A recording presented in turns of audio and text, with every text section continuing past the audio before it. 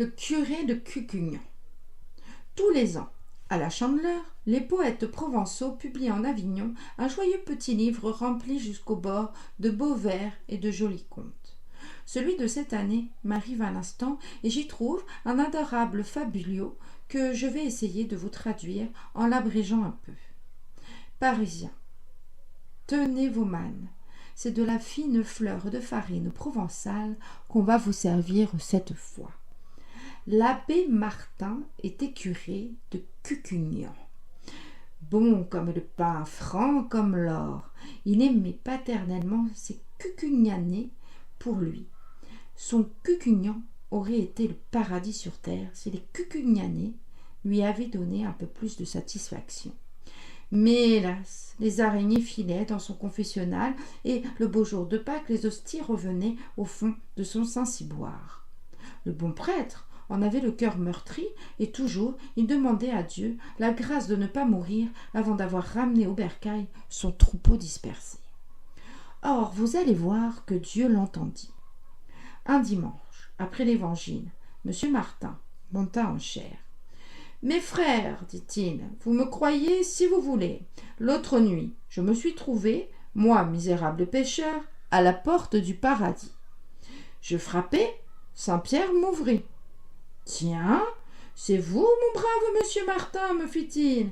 Quel bon vent! Et qu'y a-t-il pour votre service? » Beau Saint-Pierre, vous qui tenez le grand livre et la clé, pourriez-vous me dire, si je ne suis pas trop curieux, combien vous avez de Cucugnanais en paradis?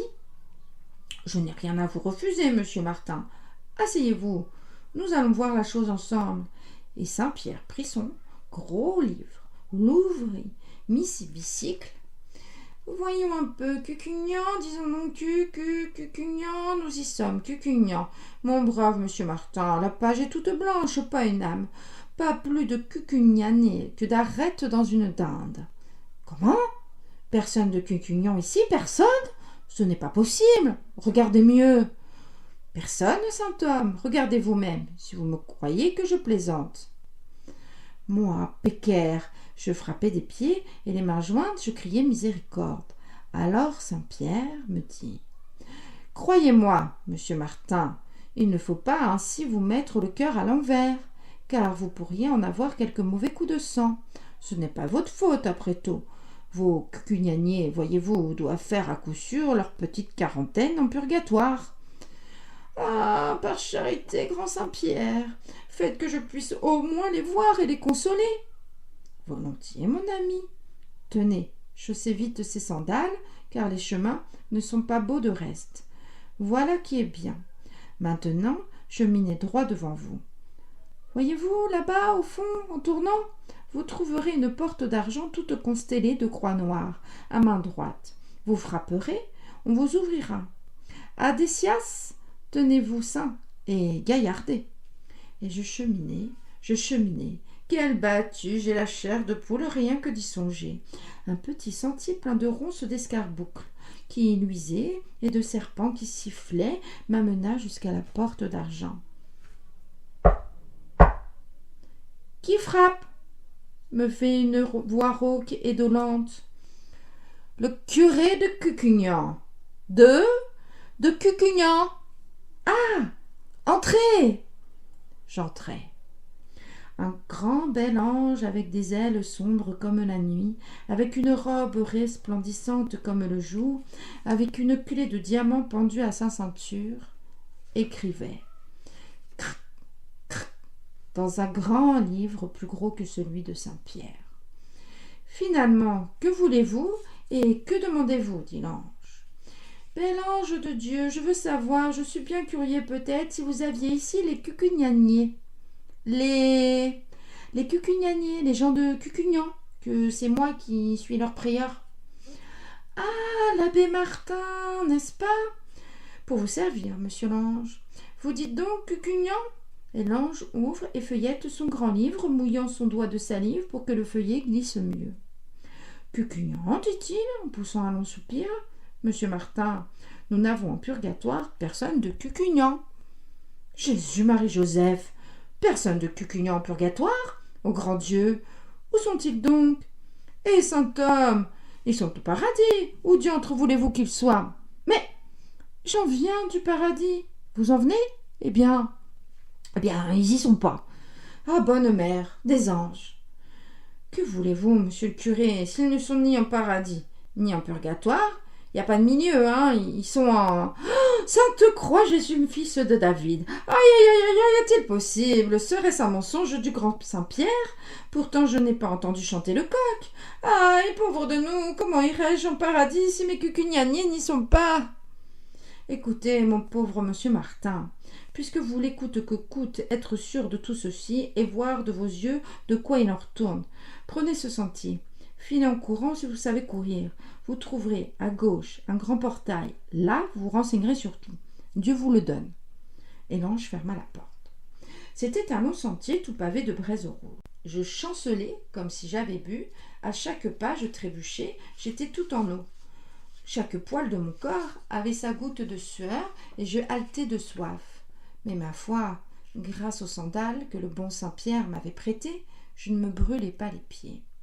Quand j'eus fait assez de faux pas, clopin, je vis à ma main gauche une porte. Non, un portail.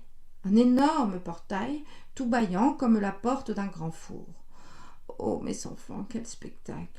Là, on ne demande pas mon nom. Là, point de registre. Par fourré et à pleine porte, on entre là, mes frères, comme le dimanche vous entrez au cabaret. Je suis à grosses gouttes et pourtant j'étais transi, j'avais le frisson. Mes cheveux se dressaient, je sentais le brûler, la chair rôtie, quelque chose comme l'odeur qui se répand quand notre cucugnan, quand Éloi, le maréchal, brûle pour la ferrer la botte d'un vieil âne. Je perdais haleine dans cet air puant et embarrassé. J'entendais une clameur horrible, des gémissements, des hurlements et des jurements. « Eh bien, entres-tu ou n'entres-tu pas, toi ?» me fait, en me piquant de sa fourche, un démon cornu. « Moi, je n'entre pas, je suis un ami de Dieu. »« T'es un ami de Dieu? Eh, teigneux, que viens-tu faire ici ?»« Je viens, ne m'en parlez pas, que je ne puis plus me tenir sur mes jambes. Je viens de loin, humblement, vous demander si par coup de hasard, vous n'auriez pas ici quelqu'un de cucugnan. »« Ah, feu de Dieu, tu fais la bête, toi, comme si tu ne savais pas que tout cucugnan est ici. Tiens, les corbeaux, regarde, et tu verras comme nous les arrangeons ici, tes fameux cucugnaniers. » Et je vis, au milieu d'un épouvantable tourbillon de flammes, le long Coq-Galine, vous l'avez tous connu, mes frères, Coq-Galine qui se grisait si souvent, et si souvent secouait les puces à sa pauvre Clairon. Je vis Pascal, doigt de pois, qui faisait son huile avec les olives de monsieur Julien. Je vis Babet, la glaneuse, qui, en glanant pour avoir plus vite noué sa gerbe, puisait à poignée au gerbier. Je vis maître Guérapasi, qui huilait si bien la roue de sa brouette, et Dauphine, qui vendait si cher l'eau de son puits, et le tortillard qui, lorsqu'il me racontait pourtant le bon Dieu, filait son chemin, la barrette sur la tête et la pipe au bec, et fier comme Artaban, comme s'il avait rencontré un chien. Et Coulot, avec sa zette, et Jacques, Pierre et Tony. Ému, blême de peur, l'auditoire gémit, en voyant dans l'enfer tout ouvert qui son père et qui sa mère, et qui sa grand-mère et qui sa sœur. Vous sentez bien, mes frères, reprit le bon abbé Martin, vous sentez bien que ceci ne peut pas durer. J'ai charge d'âme, et je veux vous sauver de l'abîme où vous êtes tous en train de rouler tête première. Demain, je me mets à l'ouvrage, pas plus tard que demain, et l'ouvrage ne manquera pas. Voici comment je m'y prendrai. Pour que tout se fasse bien, il faut tout faire avec ordre. Nous irons, rang par rang, comme à Jonquière quand on danse. Demain, lundi, je confesserai les vieux et les vieilles. Ce n'est rien. Mardi, les enfants, j'aurai bientôt fait. Mercredi, les garçons et les filles. Cela pourrait être long, hein. Jeudi, les hommes, nous couperons court. Hein.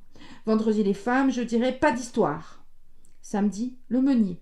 C'est pas trop d'un jour pour lui tout seul. Et si dimanche nous avons fini, nous serons bien heureux. Voyez-vous, mes enfants, quand le blé est mûr, il faut le couper. Quand le vin est tiré, il faut le boire. Voilà. Assez de linge sale, il s'agit de se laver et de bien se laver. C'est la grâce que je vous souhaite. Amen. Ce qui fut dit fut fait. On coula la lessive.